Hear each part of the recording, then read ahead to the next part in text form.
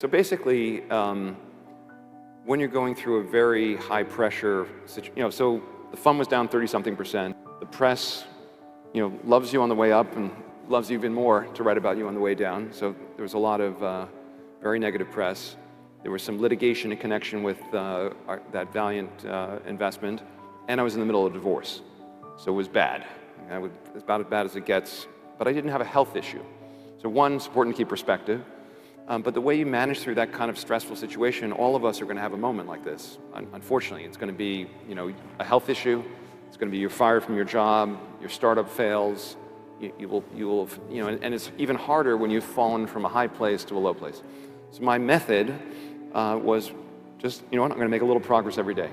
Compounding is the solution to the vast majority of progress in the world, and personal compounding is even more powerful because you make 0.1% progress every day. It doesn't sound like a lot, but annualized, it's a huge amount. And so what I said to myself going through this period is, each day I'm going to make progress. I'm not going to look back to where I was, because if I look there, I'm going to get discouraged. I'm just going to focus on the next step, and then the next step, and the next step.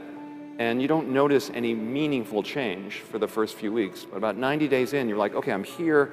Here's where I was. Now, I used to be up there, but I'm just going to keep compounding. And the curves of compounding, which I'm sure you know well, start like this, they don't look like much, and then they look like COVID, and they sort of eventually kind of take off. And the other key success factor going through a challenging period of time is just to be really healthy. So, I decided a while ago to go zero sugar. I highly recommend zero sugar. It's good for everything from mental acuity to the way you look, to physical, just everything about it is a positive. Exercise, nutrition, sleep, kind of the basics, and then surrounding yourself with people you love and love you. And if you do that, I think you can work yourself through almost any problem.